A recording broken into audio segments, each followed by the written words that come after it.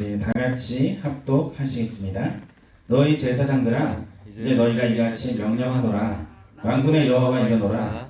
너희가 만일 듣지 아니하며 마음에 두지 아니하여 내 이름을 영화롭게 하지 아니하면 내가 너희에게 저주를 내려 너희의 목을 저주하리라. 내가 이미 저주하였더니 이는 너희가 그것을 마음에 두지 아니하였습니다. 보라, 내가 너희의 자손을 꾸짖을 것이요 똥 곧 너희 절기 인생의 똥을 너희 얼굴에 바를 것이라. 너희가 그것과 함께 제하여 버림을 당하리라. 만군의 여호와가 이르노라. 내가 이 명령을 너희에게 내린 것은 레위와 세운 나의 언약이 항상 있게 하려 함인 줄 너희가 알리라. 레위와 세운 나의 언약은 생명과 평강의 언약이라. 내가 이것을 그에게 준 것은 그로 경외하게 하려 함이라. 그가 나를 경외하고 내 이름을 두려워하였으며 그의 입에는 진리의 법이 있었고 그 입술에는 불의함이 없었으며 그가 화평함과 정직함으로 나와 동행하며 많은 사람을 돌이켜 죄악에서 떠나게 하였느니라. 제사장 이술은 지식을 지켜야 하겠고 사람들은 그의 입에서 율법을 구하게 되어야 할 것입니다. 제사장은 만군의 여호와의 사자가 되는 것. 너희가 옳은 길에서 떠나 많은 사람을 율법에서 거스르게 하는도다. 만군의 여호와가 이르노니 너희가 레위 언약을 깨뜨렸느니라. 너희가 내 길을 지키지 아니하고 율법을 행할 때에 사람에게 치우치게 하였으므로 나도 너희로 하여금 모든 백성 앞에서 멸시와 저주를 당하게 하였느니라 하시니라. 아멘.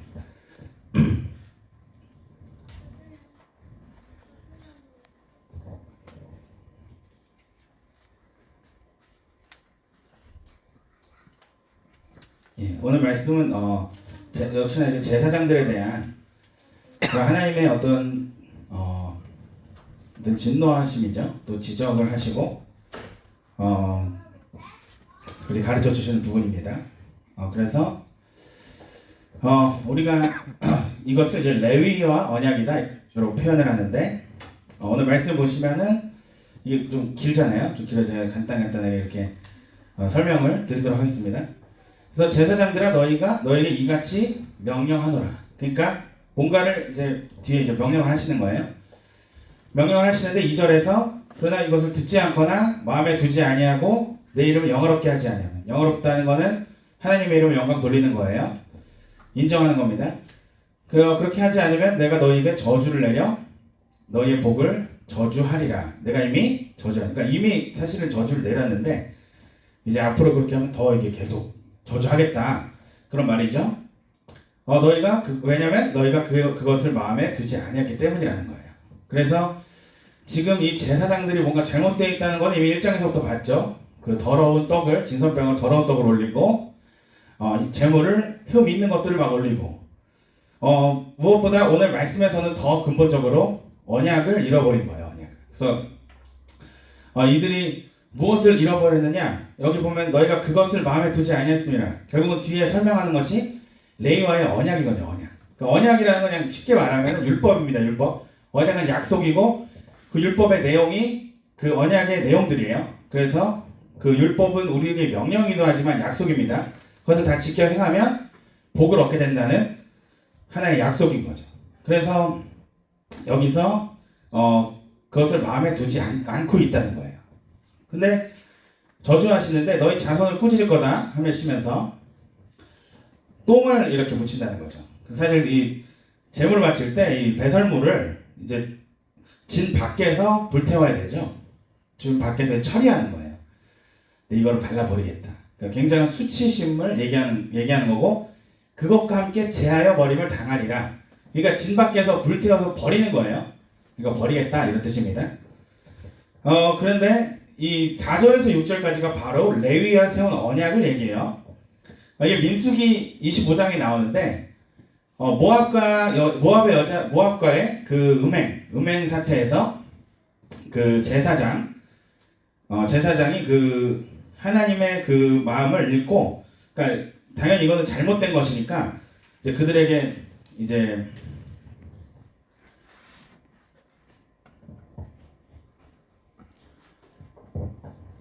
이것을 이제 그들에 대해서 벌을 내리니까 이제 하나님께서 이 자를 인정하시고 이제 레위 지파 이 제사장들과 이 언약을 맺으시는 거예요. 그래서 이 언약을 이제 맺으시면서 이것을 생명의 언약, 평화의 언약, 그렇게 말하는 거예요. 그래서 여기서 이제 하나님께서 이제 영원한 제사장의 직분을 이 레위 지파에게 주시는 거죠. 그래서 여기에 그 사건, 그 민수기 25장에 나타난 그 사건을 이제 그대로 나타내는 거예요. 그래서 그 레위와의 언약은 생명과 평강의 언약이다.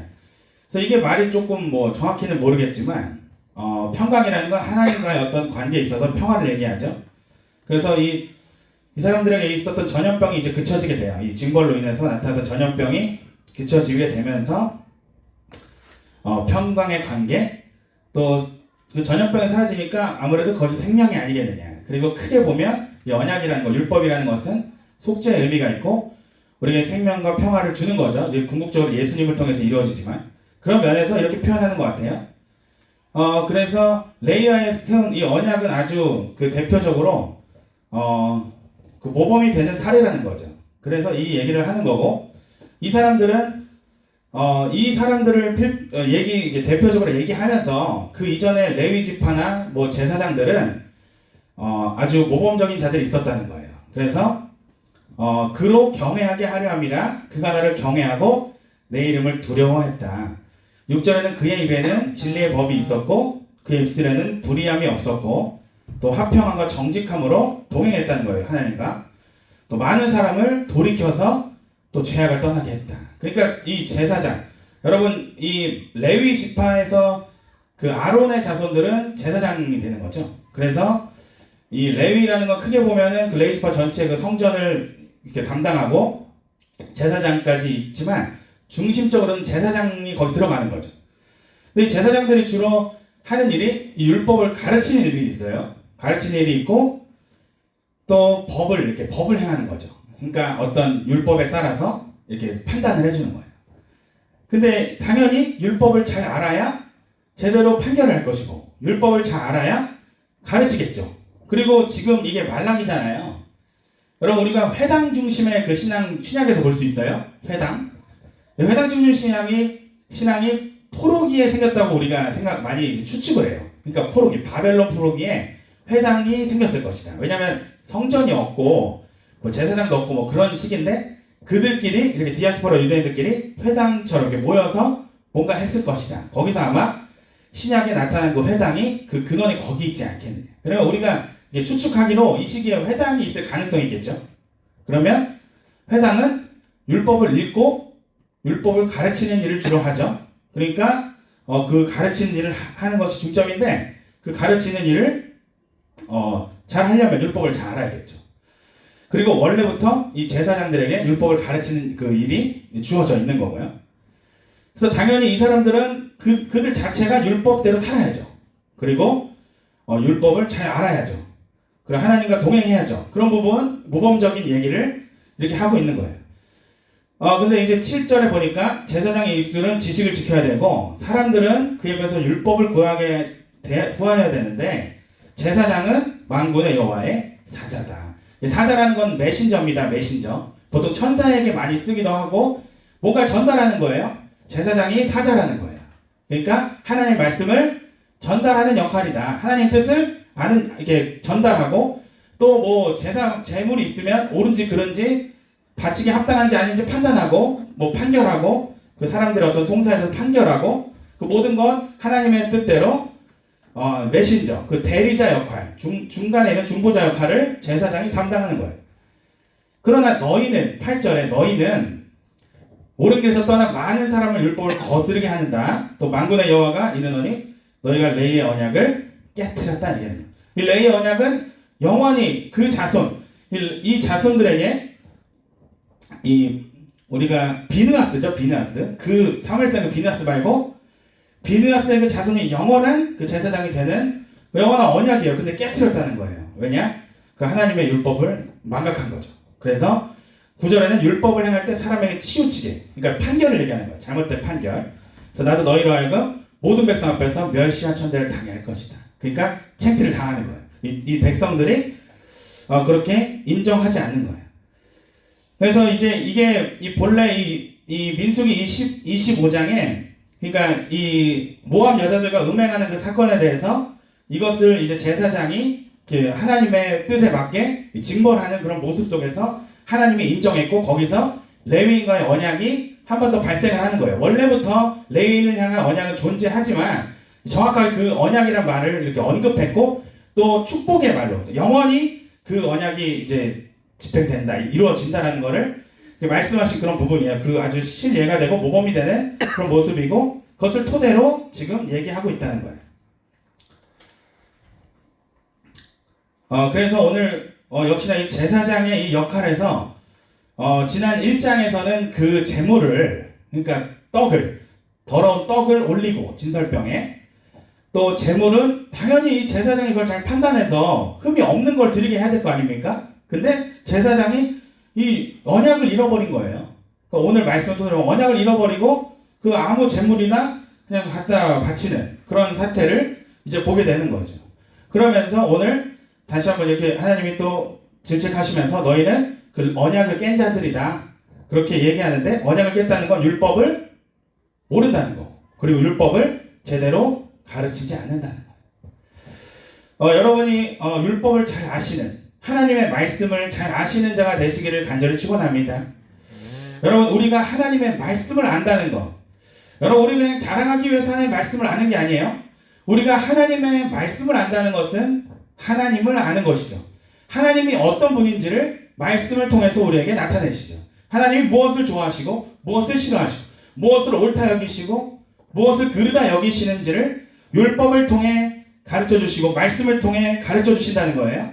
그래서 여호수아나 뭐 다윗이나 위대한 그런 전쟁을 행하고 승리하는 자들이 있는데 여러분 여호수아가 뭐 전쟁에 능한 전쟁을 위해서 이렇게 훈련받고 전쟁을 뭐 잘해서 승리했다기보다는 하나님의 말씀대로 나아갔기 때문에 승리했다고 볼 수 있겠죠.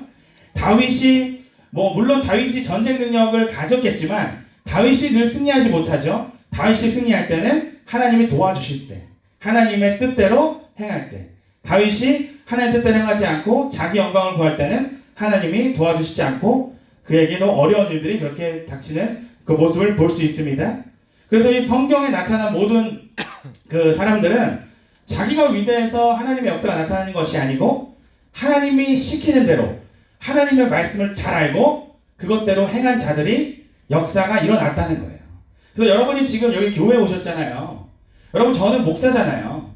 여러분 저는 하나님의 말씀을 여러분에게 가르쳐 드리는 거죠. 또 전하는 거죠. 여러분도 하나님의 말씀 아시지만 근데 여러분이 왜 말씀을 들으러 오겠어요? 여러분이 그냥 삶의 지혜를 얻기 위해서 그냥 잘 살기 위해서라면 굳이 교회 아니고도 많은 그런 방편들이 많다는 거죠. 그러나 우리가 교회에 오는 이유는 뭡니까? 우리가 신앙생활 하는 이유, 또 말씀 듣기 위해서 이 자리에 오는 이유가 뭐예요? 결국은 우리가 말씀을 통해서 승리하기 원하는 줄 믿습니다. 여러분이 말씀을 통해서 승리하기 원하시는 거죠. 여러분 예레미야가 그렇게 얘기해요. 나는 말을 잘 하지 못합니다. 그러나 그를 모태에서부터 그렇게 지었다고 말씀하세요. 모태에서부터 너를 알았고 모태에서 성별을 알고 여러 나라의 선지자로 세웠다. 여러분 모태에서부터 세웠는데 예레미야의 현 상태는 어때요? 말을 잘 못한대요. 자기 자신을 볼 때. 그러나 여러분 하나님 뭐라고 하시냐면 보라 내가 내 말을 내 입에 두었노라 그렇게 말씀하시죠. 이게 예레미야 1장에 나와요. 그러니까 예레미야는 말을 잘 못하는 사람인데 예레미야는 위대한 선지자였습니다. 예레미야는 그 바벨론 포로기 70년의 그 포로기 그 7년의 기간을 또 말해주었고 살 수 있는 길 항복할 수 있도록 말해주고 또 우리가 가장 잘 아는 새 언약 예레미야에 나오죠. 새 언약에 대한 그 내용 그것이 히브리서로 인용되어지는 엄청난 예언자죠. 여러분 이 예레미야가 말을 잘해서 사람들에게 올바르게 하나님의 뜻을 전한 게 아니죠. 하나님과 가깝고 하나님의 뜻을 잘 알기 때문에 하나님 말을 그대로 시키는 대로 그냥 말했을 뿐이라는 거예요. 여러분이 말을 잘해서 여러분이 뭐 원래 성격이 나는 좋아서 여러분이 원래 나는 좀 박식게 설명을 잘해서 여러분 그런 걸 하나님이 이용하실 수는 있겠지만 여러분 그것을 통해 영혼이 돌아오고 그것을 통해 여러분이 복을 받고 그것을 통해 하나님의 뜻이 이루어지는 것은 오직 하나님의 말씀을 잘 알고 하나님 말씀대로 그대로 행하는 자만이 승리하는 줄을 믿습니다. 여러분 역사가 일어나는 줄 믿습니다. 여러분 그래서 여러분 우리가 이것이 굉장히 중요해요.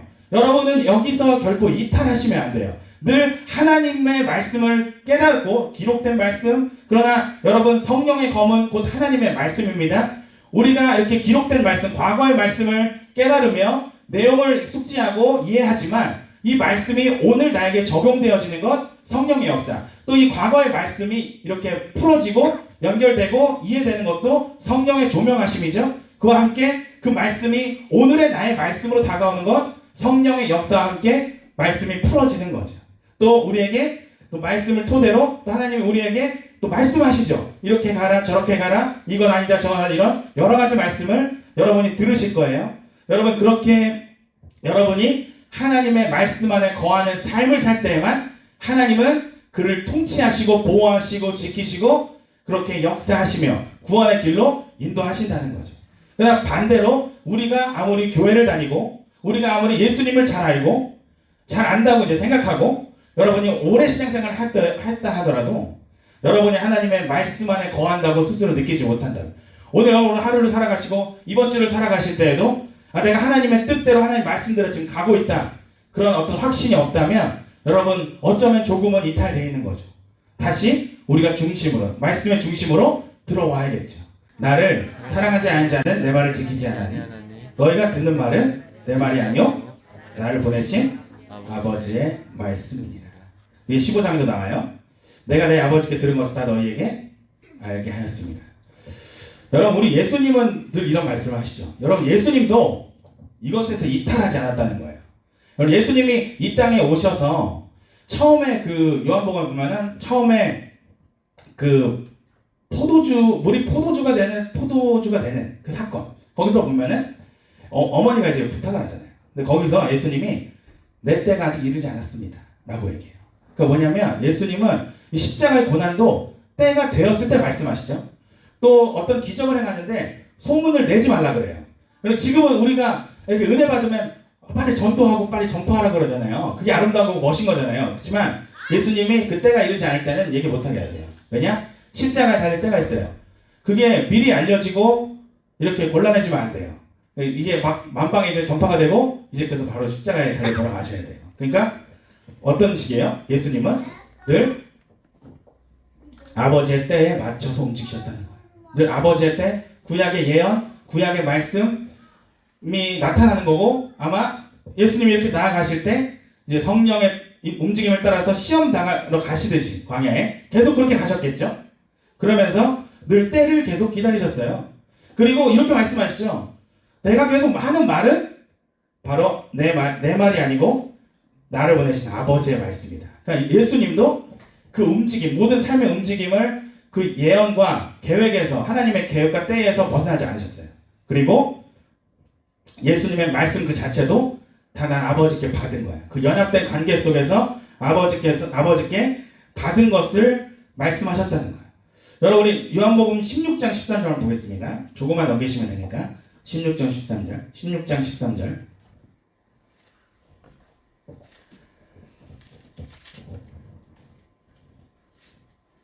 네 시작. 그러나 진리의 성령이 오시면 그가 너희를 모든 진리 가운데로 인도하시리니 그가 스스로 말하지 않고 오직 들은 것을 말하며 장래를 너희에게 알리시리라. 여러분 여기서 보면은 성령이 오신대요. 성령의 역사를 얘기하는 거예요. 근데 그 성령께서 무슨 역사를 하시냐면 우리 인도하신대요. 또 우리를 장래를 알게 하신대요. 근데 그 가운데 보면 그가 스스로 말하지 않고 오직 들은 것을 말하며. 그러니까 여러분 우리 성령의 역사, 성령의 음성, 성령의 인도하심도 오직 하나님께 들은 것을 말씀하시는 줄 믿습니다. 여러분 그러니까 같은 맥락이라는 거죠. 예수님도 하나님께 들은 것만 말씀하세요. 또 성령님도 하나님께로부터 온 것만 우리에게 말해줘요. 그럼 우리는 어떻게 해야 돼요? 성령님이 우리에게 하시는 말씀만 하는 거예요. 여러분 성령께서 여러분께 허락하지 않은 말들은 많이 이렇게 아끼는 게 좋아요. 이왕이면 안 하면 더 좋아요. 그러니까 뭐 그렇다고 매일매일 뭐 하나님께서 말씀하신다 이런 뜻이 아니고 하나님 이 성령님께서 우리 안에서 뭔가 말하기를 꺼려하는 그런 부분들, 예를 들어 누구를 험담한다거나 미워할 수 있잖아요. 그런 부분이 우리가 습관적으로 하는데 우리 성령께서 그런 걸 좋아하실 리가 없겠죠? 우리의 내 양심이 찔리고 그렇게 원하지 않은 일들은 잘 말하지 않는 거예요.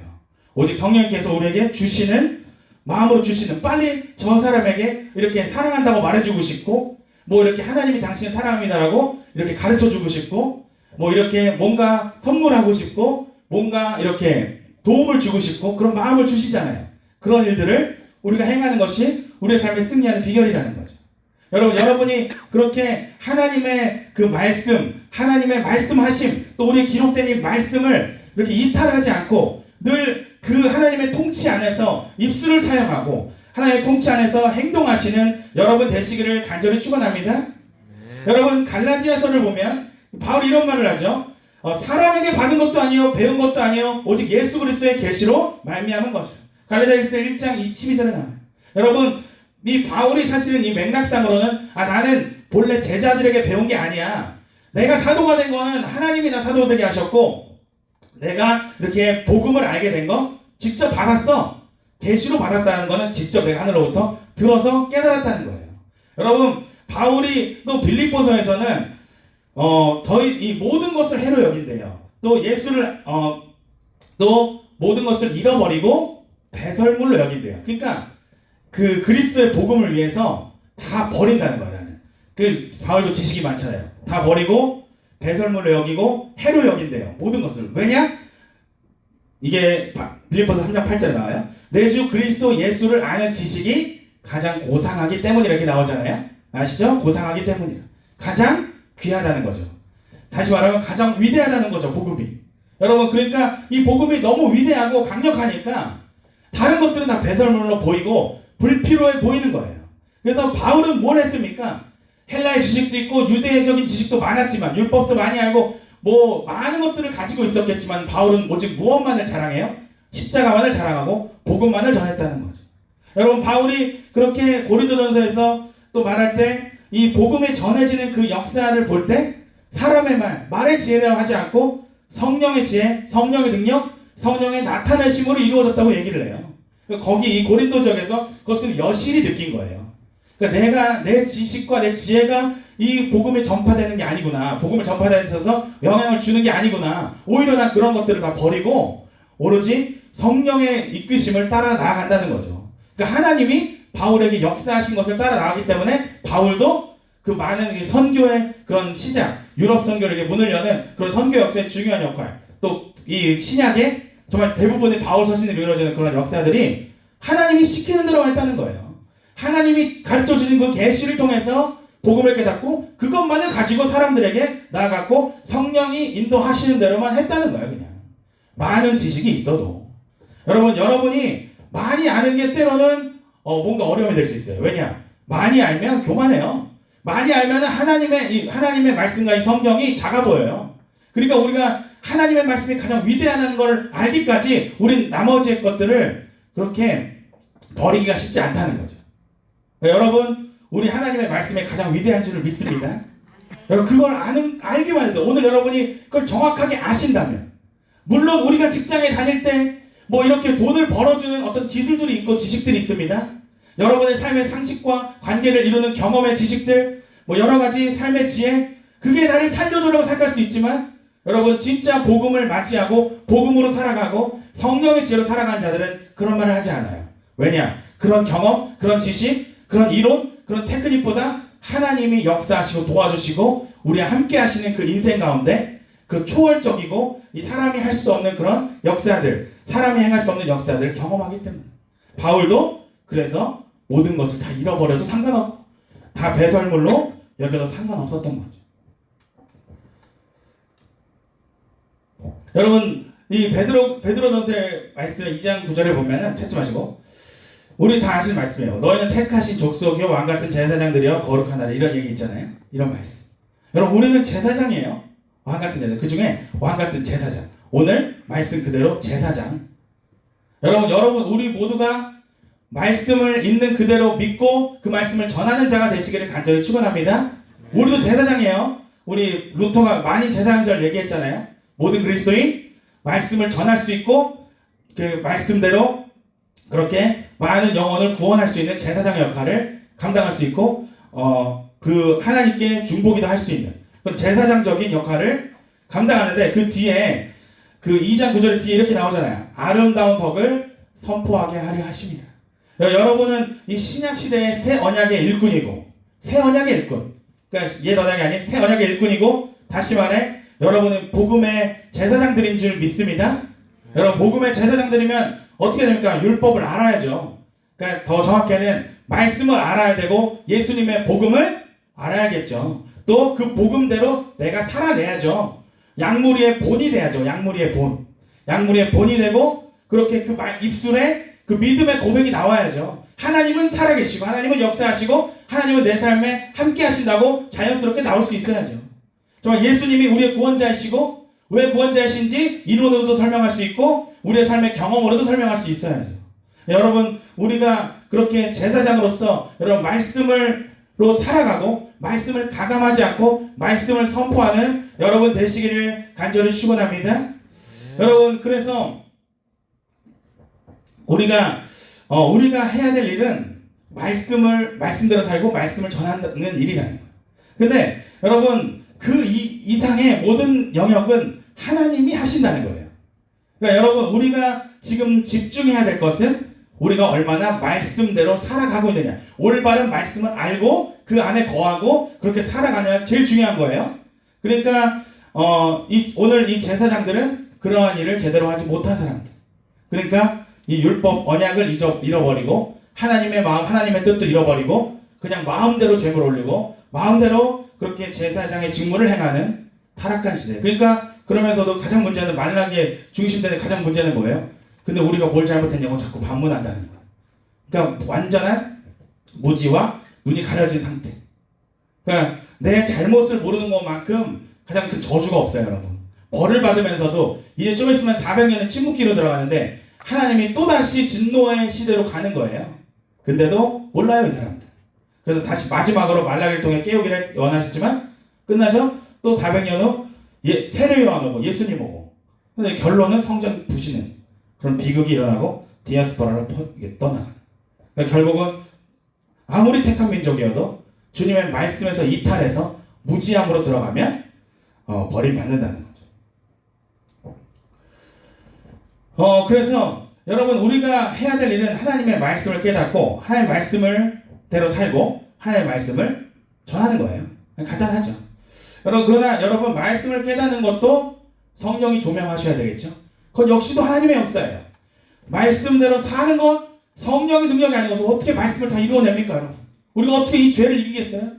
여러분 우리가 하나님의 말씀을 전파하는 것도 성령의 역사죠. 그러나 우리는 그 일에 관심을 갖는 것 또 그 일을 위해서 우리가 행동하는 것 그게 우리의 역할이라는 거예요. 여러분 우리가 그렇게 하나님의 말씀을 깨닫기를 사모하고 그렇게 말씀을 깨달으려고 노력하며 또 하나님의 말씀대로 살려고 그렇게 의지를 바치고 기도하며 하나님의 말씀을 전파하기 위해서 노력하는 삶이 될 때 하나님께서 역사하시는 줄 믿습니다. 오늘 이 제사장들에게 하나님이 많은 걸 요구하세요? 올바른 율법대로 가르치고 율법대로 행하고 그냥 그렇게만 해. 그럼 내가 너 이스라엘 복 줄 거야. 이게 구약의 전체 내용 아닙니까? 결국 한마디로. 그러나 이들이 못한 거 이들이 뭔가를 더 해내라는 게 아니에요. 나라를 살려라. 군사력을 키워라 이게 아니야. 너희들 그냥 말씀대로만 그대로만 해. 시키는 대로만 해. 근데 그걸 못하는 거야. 그럼 우리가 그것을 행하면 어떻게 됩니까? 여러분 하나님께서 그것을 행한 자들에게 강력하게 역사하신다는 거죠. 여러분 그러한 역사를 경험하시기를 간절히 축원합니다. 여러분 우리가 그렇잖아요. 그동안 우리 교회들이 또 우리 그리스도인들이 자꾸만 여기에 집중을 못해요. 이 말씀에 집중을 못해요. 그러니까 말씀대로 살고 말씀으로 우리가 모든 게 되어진다는 것을 자꾸 이해를 못해. 왜냐 우리는 굉장히 어리석어요. 그러니까 결국 우리가 어떤 고민과 걱정을 얘기해보면 대부분 사람들의 고민이 이랬으면 좋겠어요. 저는 하나님의 말씀에 더 순종하고 싶은데 좀 어렵다. 그래서 좀 하나님의 말씀을 더 알려면 어떻게 됩니까? 더 순종하려면 어떻게 됩니까? 하나님께 더 이렇게 많은 거 드리려면 어떻게 해야 됩니까? 그게 아니고 우리는 어떻게 하면 잘 됩니까? 어떻게 하면 복 받아요? 어떻게 하면 이 우울증의 치료가 돼요? 치유의 관점 어떻게 하면 될까요? 이런 그러니까 우리의 문제에 자꾸 집중한다는 거예요. 여러분 우리 한국교회가 이 부흥과 번영 그러니까 교회는 부흥하기를 원하고 그리스도인들은 번영하기를 원한 거예요. 거기에 초점을 맞춰서 우리가 계속 나아가니까 어떻게 됐어요? 교회가 자꾸 변형이 돼요. 그러니까 교회가 하나님을 기쁘시게 하는 말씀대로 가는 교회가 아니고 사람을 기쁘게 하는 교회로 자꾸 변질이. 여러분 또한 우리 그리스도인들이 이 복음으로 살아가고 복음으로 어떻게 내가 변화되고 내가 어떻게 하면 십자가 질 수 있고 이걸 고민하지 않아. 성장하려고 하지 않아. 어떻게 하면 쉽게 복을 받는지 그 방법을 자꾸 다 찾아다녀요. 어떻게 기도하면 복이 빨리 오나요? 어떻게 기도하면 우리 자녀가 변화될까요? 여러분 그 방법이 어디 있어요? 그 방법은 하나님께 있습니다. 여러분. 하나님이 열어주지 않으면 199명이 그 방법을 해서 됐다 할지라도 나에게 안 통할 수 있어요. 여러분. 여러분 그런 방법이 아닌 우리가 올곧이 하나님의 말씀에 거하려고 행하려는 그런 노력이 필요하다는 거죠. 그러니까 우리 교회가 우리 사람들이 말씀 안에 살 수 있는 방법과 훈련을 자꾸 해준다고 그 훈련에 들어오라고 얘기하는데 여러분 저는 그렇다 생각하지 않아요. 여러분이 여러분의 삶에서 그 말씀대로 살아가는 건 그건 내가 해야 돼. 그건 내가 훈련의 주인공이고 하나님이 우리의 그 훈련을 해주시는 것 조련해주시는 그런 분이에요. 하나님이 우리의 선생님이에요. 근데 그것을 어떤 만들어진 훈련 안에서 이루어질 거라고 절대 그렇지 않아요. 저도 그동안 이런저런 훈련 받아보고 이런저런 교육 다 받아봤지만 오늘도 저의 마음은 흔들려요. 여기서 다시 말씀을 찾고 하나님을 찾고 집중하는 그 일은 계속 되어지는 거예요. 여러분이 그렇게 훈련을 여러분의 삶 속에 행하여 나가시기를 간절히 축원합니다. 여러분 그래서 우리가 그렇게 집중이 자꾸 흐려지는 거죠. 말씀이 자꾸 흐려지는 거죠. 여러분 요즘에 이 교회는요. 교회는 아직 많지만 성도가 줄어가고 있어요. 교회는 또 새로 개척되는 게 우리 교회도 새로 개척한 3년 됐지만 개척된 교회 중에 하나고 교회는 계속 새로 생기고 있어요. 또 이제 없어지는 교회도 있지만 여러분 이런 상황에서 그런 목회자들이 어떻게 될 것 같아요? 결국은 이 많은 사람들이 함정에 빠지고 저도 그런 함정이 제 눈에 늘 보여요. 때로는 그렇게 흔들릴 때가 있어요. 그러니까 이 사람들이 결국 부흥에 자꾸 초점을 맞춰서 교회를 운영해요. 그 부흥에 초점을 맞춰서 목회를 해요.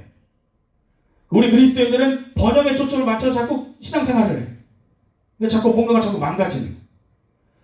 여러분 그렇게 부흥에 초점을 맞추면 어떻게 돼요? 사람의 비위를 자꾸 맞추게 돼요. 그럼 어떻게 됩니까? 말씀을 제대로 전할 수가 없어요. 왜냐? 이렇게 제대로 세게 말했다가 세게 말하는 게 뭐냐면 있는 그대로 말하는 게 세게 말하는 거예요. 여러분 내가 세게 하는 거 말고 하나 예수님이 말하잖아요. 너 죽으라 그러잖아요. 목숨 바치라 그러잖아요.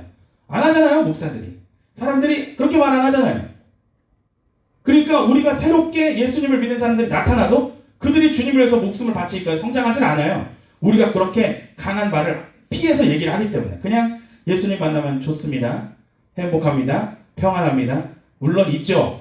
그러나 우리가 성장해야 되고 주님을 위해 살아야 되고 이 우리의 삶의 어떤 목적이 완전히 변화되어야 된다는 걸 얘기해줘야 되잖아요. 근데 우리가 계속 부흥하기 위해서 그러니까 성장하지 않은 사람들 젖먹이 같은 사람들을 그냥 많이 배치시키는 거죠. 그러니까 우리가 한 명이 있어도 그 한 명이 주님을 위해서 하나의 밀이 돼서 썩어져 죽는다면 여러분 한 명이 있는 교회라고 해보세요. 만약에 근데 그 사람이 예수님을 위해서 나 죽을 거래. 그럼 그 교회가 부흥인가요? 1000명이 있는데 9999명이 다 번영을 얘기하고 주님 복 주세요. 어떻게 복 받습니까? 라고 그런 기도를 해요. 그게 부흥한 교회입니까? 여러분 우리가 우리 한 사람 한 사람이 십자가 지고 예수님처럼 사는 거. 그리고 예수님이 머리이신 교회잖아요. 예수님은 그대로가 교회에 나타나야 돼요. 예수님은 우리 위해서 목숨 바치셨잖아요. 예수님은 문둥병자도 사랑하셨잖아요. 예수님은 가늠한 여인도 사랑하셨잖아요. 여러분 그 예수님의 사랑이 교회에 우리 삶에 나타나야 그것이 부흥인 줄 믿습니다.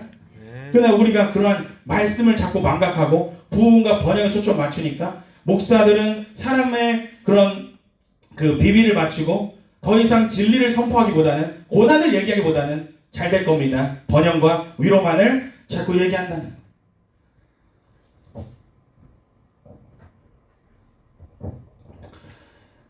우리 마태복음 우리 5장 19절 보겠습니다.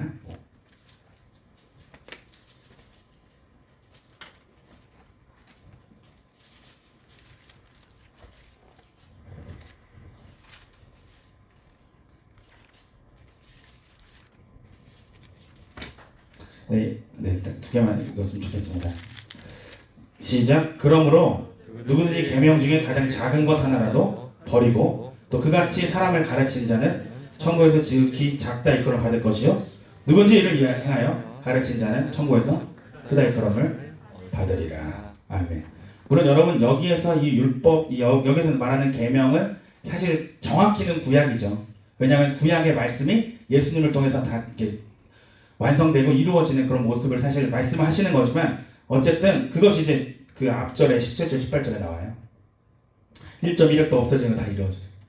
근데 거기에 부연해서 예수님 뭐라고 하십니까? 지극히 작은 것 하나라도 버리고 가르치는 자는 천국에서도 작대요. 그러나 작은 것 하나도 이제 빠뜨리지 않고 다 가르치는 자들은 천국에서 크다고 일컬음 받는데, 여러분이 천국에서 크다 일컬음 받으시기를 간절히 축원합니다. 여러분 지금 사람 눈치 보지 마시고 여러분이 진짜 여러분 앞에 그 복음 앞에 말씀 앞에 여러분 자신을 비추세요. 정직하게. 그럼 우리가 얼마나 믿음이 연약한지 우리의 그 실체를 봐야 돼요. 그래야 뭐 발전을 할 거 아닙니까? 하나님 그래야 도와주시죠. 여러분이 그렇게 살지 않으면 그렇게 가르칠 수도 없어요. 우리가 뭘 잘했다고 너 목숨 바쳐라 너 이렇게 말을 할 수 있겠어요? 여러분 절대 천국에서 크다 이거는 못 받아요. 그렇게는. 그런 패턴으로. 우리 하나 더 찾겠습니다.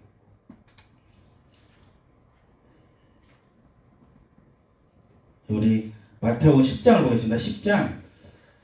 네, 우리 28절. 네, 좀 많이 찾는데 좀 죄송합니다. 좀 읽고 은혜 받으시면 좋겠습니다. 네, 시작. 몸은 죽여도 영혼을 능히 죽이지 못하는 자들을 두려워하지 말고 오직 몸과 영혼을 능히 지옥에 멸할 수 있는 이를 두려워하라. 참새 2마리가 한 앗손에 팔리지 않느냐. 그러나 너희 아버지께서 허락하지 아니하시면 그 하나도 땅에 떨어지지 아니하리라. 너희에게는 머리털까지 다 세심하 되었나. 두려워하지 말라. 너희는 많은 참새보다 귀하니라. 누구든지 사람 앞에서 나를 시인하면 나도 하늘에 계신 내 아버지 앞에서 그를 시인할 것이요. 누구든지 사람 앞에서 나를 부인하면 나도 하늘에 계신 내 아버지 앞에서 그를 부인하리라. 아멘. 여러분이 천국에서 큰 자가 되시기를 간절히 축원합니다. 천국에서 큰 자가 되려면 우리가 이걸 넘어야 돼요. 이 26절이나 27절 읽지 않았는데 이렇게 얘기해요. 예수님이 이제 어두운 데서 이르는 것, 27절 광명한 데서 말하며 귓속말로 듣는 것을 집 위에서 전파하라. 여러분 다시 말하면 대놓고 복음 전하라는 거예요. 대놓고 이제 숨기지 말고 대놓고 전하래요. 근데 죽을 수 있다는 거예요. 오늘 우리가 방금 28절 얘기가 뭐냐면 근데 죽을 수가 있어. 대놓고 전하는데 죽을 수 있어. 근데 두려워하지 마. 그들은 너희를 죽일 수 있지만 나는 하나님은 지옥을 보낼 수 있으니까 하나님을 두려워하는 마음으로 계속 이렇게 선포하라는 거예요. 그래서 뭐 참새 얘기하고 그래서 참새도 이렇게 쉽게 땅에 떨어지지 않는다. 머리털도 샜다. 우리의 어떤 생사하고 우리가 언제 죽고 언제 살고 다 하나님이 아시니까 내가 보호하니까 내가 함께 할 거니까 두려워하지 말라는 거예요. 참새도 내가 다 알아. 너희들이 그 순교당하면 순교의 순간 다 알고 함께 하신다는 거죠. 그래서 마지막에 나를 시인하라고 얘기하는 거예요. 사람 앞에서 나를 시인하면 나도 예수님도 하나님 앞에서 우리를 시인하신대요. 그러나 우리가 부인하면 예수님도 가서 부인하신대요. 그럼 다시 말하면 여러분 우리가 하나님의 말씀을 사람을 넘지 못하면 사람의 눈치를 보면서 제대로 전하지 못하면 또 우리가 이 복음과 예수님의 예수님의 그 복음 또 진리를 그렇게 우리가 사람들 앞에서 시인하지 못하고 부인하면 예수님 어떻게 하세요? 하나님께 가서 우리를 부인하신대요. 그러니까 여러분 우리가 이 두려움을 이기지 않으면 사람을 기뻐하고 사람에게 이렇게 잘하려는 그런 두려움들을 사람들의 눈치를 보고 이 시대의 어떤 상황 속에서 예수만 전하는 건 힘들어 어려워 여러 가지 이유로 우리가 예수님을 전하지 않으면 예수님도 우리를 부인하실 거라는 거예요. 그러니까 계속 대놓고 전해 이렇게 얘기하시는 거예요. 여러분이 그렇게 하나님을 두려워하는 마음으로 여러분 왜 하나님 두렵겠어요? 여러분 우리 오늘날 왜 목사들이 왜 타락을 하고 왜 목사들이 헛소리를 하고 왜 그러겠어요? 하나님 두려운 걸 망각한 거예요. 오늘 제사장들이랑 똑같아요. 여러분 지옥에 보낼 수 있는 하나님이 계시는데 우리가 어떻게 말씀을 가감하고 말씀을 마음대로 전하고 말씀을 이렇게 축소시키고 그런 행동 어떻게 할 수 있어요? 여러분이 지금 사람이 두렵죠. 눈앞에 사람에게 말씀 전하는 거 두렵고 또 여러분이 말씀대로 끝까지 살아가는 삶에 있어서 사람들이 싫어할 수 있는 시대에 지금 놓여 있어요. 점점 그러나 여러분, 우리가 지금 두려움 때문에 만약에 예수님을 전하지 않아요. 또 예수 그리스도를 믿는 것을 우리가 고백하지 않아요. 시인하지 않아요. 그럼 어떻게 돼요? 나중에 하나님 앞에 가서 다 심판받는다는 거예요. 그거에 대해서. 그러니까 저도 이렇게 말씀을 이렇게 전하지만 여러분, 제가 제일 두려운 건 뭐냐면, 물론 이제 여러 가지 두려움이 있겠죠. 이렇게 떨리고 뭐 여러 가지 있겠지만 제일 두려운 게 뭐냐면, 천국 가서 하나님 혼날까봐 두려워요. 또 혹시 천국 못 갈까봐 두려워. 왜냐? 너는 목사가 아니야. 너는 똑바로 말씀 안 전했잖아. 여러분, 사람들 앞에서 말씀 전하는 것도 두려운 일이잖아요. 사람들이 싫어할 수 있잖아요. 또 이 시대에 많은 사람들이 그렇게 사람들이 좋아하는 말씀, 사람들이 이렇게 선호하지 않는 말씀은 빼고 좋아하는 말씀 위주로 막 전하고 이런 세태가 강해요. 여러분이 그런 상황 속에서 여러분 올바른 진리, 올바른 말씀을 전하실 수 있는 자들이 되시기를 간절히 축원합니다. 그러한 자들이 천국에서 큰 자래요. 여러분 성경을 속속들이 알려고 노력하셔야 돼요. 전할 내용이 있어야 될 거 아닙니까? 그 말씀이 여러분의 삶이 되셔야 돼요. 여러분, 그래야 우리가 그렇게 살아야 그렇게 살라고 얘기할 수 있을 거 아닙니까? 여러분이 양무리의 본이 되시고, 여러분 그 말씀을 그대로 전하시고, 또 예수님을 그렇게 끝까지 부인하지 않은 여러분 되시기를 간절히 축원합니다. 여러분, 하나님이 두려우면 끝까지 우리가 예수님을 부인하지 않을 수 있다는 거죠. 하나님이 두려워. 그러니까 하나님과 우리 관계가 두려운 관계라는 게 아니에요. 우리는 화목한 관계지만 우리가 버림받을 수 있고, 왜냐면 우리는 연약하니까 우리 자신을 두려워하는 거고, 우리 하나님이 물론 사랑의 하나님이시지만 공의 하나님이죠. 왜냐? 죄를 범하는 자마다 죄의 종이라 말씀하세요. 예수님이. 죄를 범하는 자마다 죄의 종이라. 요즘 사람들은 이 자비의 하나님이 어떤 하나님이에요? 내가 마음대로 죄를 져도 하나님이 다 용서해 주실 텐데, 이런 사랑의 하나님, 이런 하나님을 믿어요. 내가 대충 믿어도 하나님 용서해 주겠지? 여러분, 절대 그런 자비 없습니다. 하나님의 자비는 그게 아니에요. 우리가 온전히 살고자 하고 정말 열심히 주님을 향해서 나아가는데 넘어질 때 하나님 용서해 주세요 할 때 하나님이 당연히 용서해 주시는 그 자비지, 우리가 이렇게 그런 낮은 믿음, 젖먹이의 믿음으로 계속 자비를 구하는 거, 저 이러니까 용서해 주세요, 이거 그런 자비 없어요. 그거는 죄를 범한 자마다 죄의 종이라고 말한 예수님의 말씀이랑 반대되는 거잖아요. 여러분이 여러분의 죄에 대해서 부끄러움이 있으셔야 되고, 그 죄를 이기기 위해서 매일매일 변화되어야 될 줄 믿습니다. 여러분, 예수님이 그 공의의 하나님과 사랑의 하나님 정확히 알 수 있는 게 뭐냐면 가늠한 여인이에요. 가늠한 여인. 그 가늠한 여인을 돌로 쳐야 되냐, 어떻게 이렇게 막 딜레마를 줄 때 결국은 예수님 마지막에 뭐라 그래요? 다 이제 죄 있는 자가 돌로 치려 할 때 도망가잖아요. 마지막에 나도 너를 정죄하지 않겠으니 다시는 죄를 범하지 말라고 하세요. 다시는 죄를 범하지 말라. 죄에 대해서는 공의 하나님이에요. 여러분, 죄를 간구하지 않으세요. 그 가늠한 여인에게 내가 용서해 줄게, 또 마음대로 가서 살아, 이러지 않으셨어요. 이제 다시는 짓지 마, 이렇게 얘기하셨어요. 여러분, 예수님의 사랑으로 죄에 대해서 자유하다고 해서 내가 죄져도 괜찮아가 아니에요. 여러분이 그렇게 그 공의 하나님, 그 죄에 대해서 철저하신 그 하나님 앞에 철저한 삶을 들이시기를 간절히 축원합니다. 철저한 말씀의 실천, 여러분 그거 없이 성장하고 하나님께 사랑받고 하나님이 칭찬해 주시는 사람 절대 없습니다. 그런 사람. 여러분이 천국에서 큰 자가 되셔야죠. 여러분이 하늘의 큰 상급을 받으시기를 간절히 축원합니다. 여러분, 큰 상급 받으셔야죠. 여기 왜 오셨어요? 왜 말씀 들어오시고 왜 예배 드리러 왜 오셨어요? 하늘의 큰 상급을 바라보는 거죠. 여러분, 세상 사람들이 지금 교회 예배 드리는 거 싫어하잖아요. 근데도 예배 드리잖아요. 왜냐? 우리는 사람들 앞에서 예수님을 부인하면 안 되기 때문에. 우리는 끝까지 시인해야 되기 때문에. 우리는 끝까지 예배자로 살아야 되기 때문에. 세상이 예배 모임 싫어하니까 나는 모이지 않는 그리스도인이 되겠습니다. 여러분, 성경적이지 않은 그런 그리스도인 갖다 대지 마세요. 예수님이 인정하지도 않아요. 여러분, 단 한 번도 얘기한 적 없는 그런 비정상적인 그리스도의 모습으로 가지 말라는 거예요. 우리가 만든 거잖아요. 그거는. 여러분, 우리가 세상이 모이지 말라고 해서 모이지 않나요? 우리는 천국을 바라보는 자들이에요. 여러분, 하나님 되시고 하나님 위대하시고 복음이 승리하는 거 하나님이 하시는 거예요. 여러분이 설득하고 여러분이 사람들에게 증명하는 거 아니에요. 여러분. 근데 우리가 뭘 해야 됩니까? 우리가 예수님이 시키는 대로, 하나님이 시키는 대로 행해야 돼요. 그렇게 행하시기를 간절히 축원합니다. 여러분, 바울이 유대인들 앞에서 그 단상 위에서 예수가 그리스도면 자기가 만난 예수님을 전해요. 총독이 앞에 있어도 복음을 전해요. 감옥에서도 간수에게 복음을 전해요. 여러분 스데반이 공회 앞에서 복음을 전하다가 죽어요. 여러분 복음은 그렇게 어떤 상황 어느 곳에서도 계속 전하는 거예요. 왜냐? 그 하나님의 사람들은 하나님의 그 명령이 있잖아요. 만민에게 복음을 전파하라. 여러분 우리는 왕같은 제사장, 아름다운 덕을 선포하는 자들. 여러분 제사장이에요. 여러분 그리스도의 제사장이에요. 여러분 끝까지 죽을 때까지 예수님 전하다 죽어야 돼요.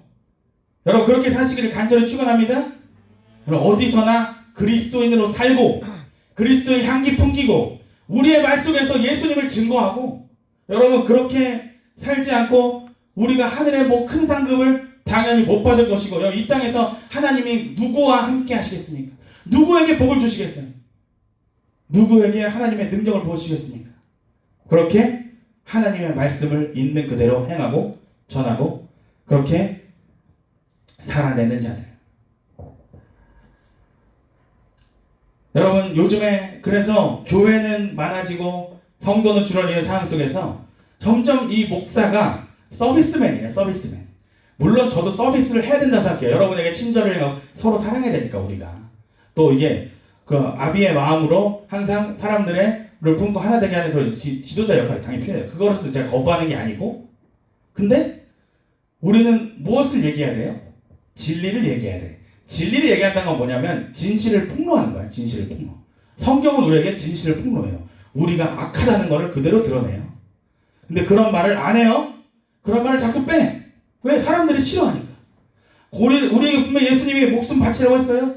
고난 받으라고 했어요. 자기 십자가 지라고 했어요. 자기 부인이라고 했어요. 그런 말로 또 빼. 왜냐? 사람들이 싫어하니까. 서비스맨이야. 서비스맨. 하나님의 종이 아닌 거예요. 여러분. 사람의 종인 거예요. 여러분 계속 사람들이 떠나갈까봐 모호한 말씀을 자꾸 전해줘. 위로로 계속 연결해. 고난을 얘기하다가도 마지막에 다시 칭찬해주고 위로로 계속 연결해. 잘하고 있습니다. 자꾸 착각 속에 사람들을 빠지게 만들어. 여러분 물론 사람들은 좋아하겠죠. 그러나 여러분 천국에 가면 천국 못 갈 수도 있지만 천국에 간다 해도 가장 작은 자가 될까? 작은 자. 넌 작은 자야. 어쩔 수 없구나.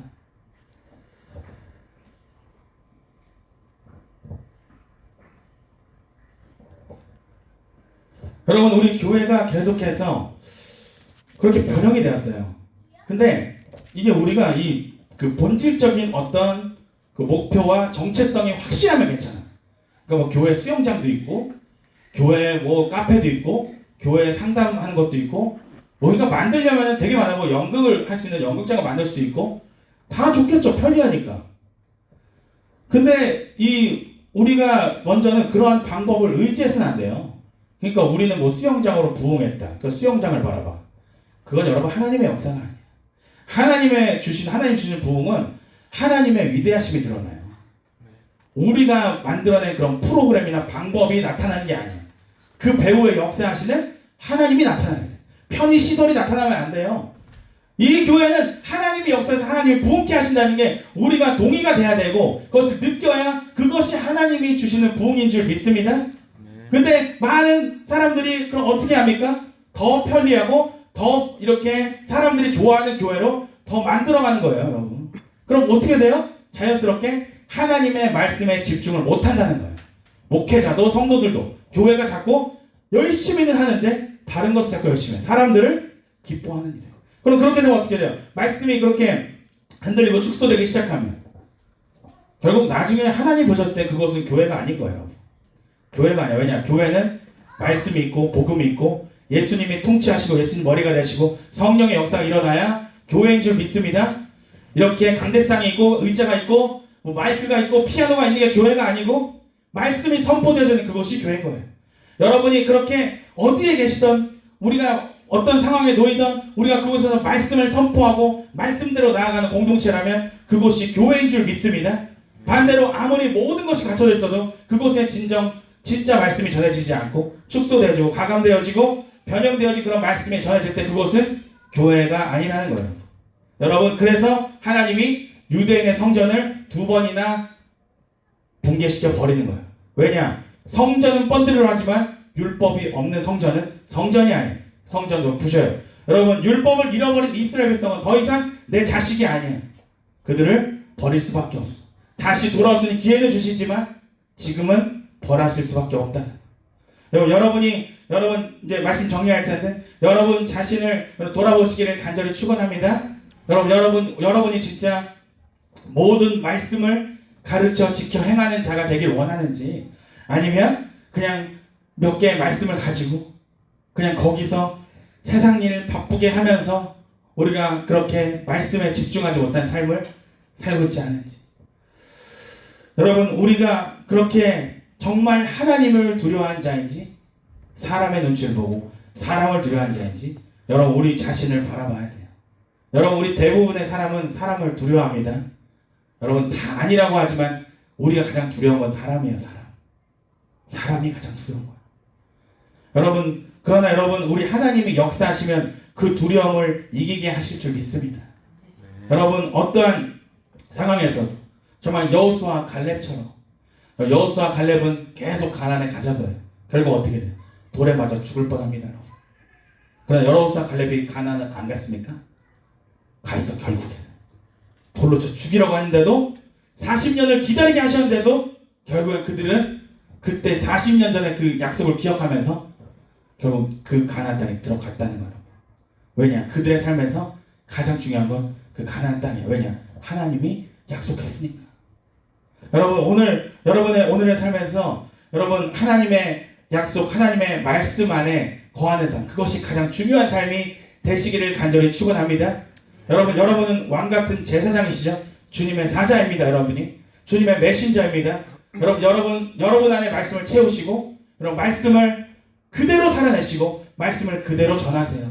물론 여러분, 사람들을 정죄하라는 게 아닙니다. 우리는 그들을 사랑해야죠. 그들의 수준을 보고 얘기해야겠죠. 그러나 결국에는 그들이 주님을 영접하기 시작하고 변화되기 시작할 때 우리는 진짜 말씀을 전해줘야 돼. 이제 옛날처럼 우리 한국교회가 뭐 10년, 20년이 지나도 십자가 질 생각 안 하는 그런 교인들을 만들어서는 안 돼요. 여러분, 우리가 주님을 영접한 그 순간부터 우리는 십자가를 가르치고 이제 예수님처럼 살아야 되고 예수님을 위해서 죽어야 된다고 우리가 가르쳐야 될 줄 믿습니다.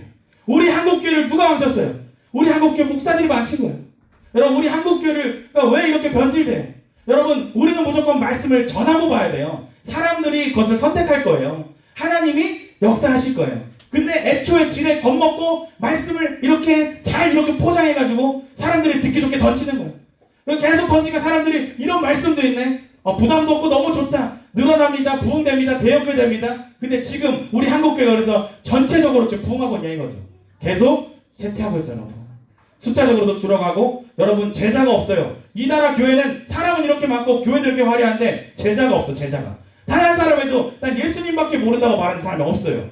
다 모든 사람이 직장을 얘기하고 자기의 일, 자기의 삶, 자기의 가족, 자기의 자녀, 그 걱정 속에 헤맨다는 거예요. 여러분이 말씀으로 승리하시기를 간절히 축원합니다.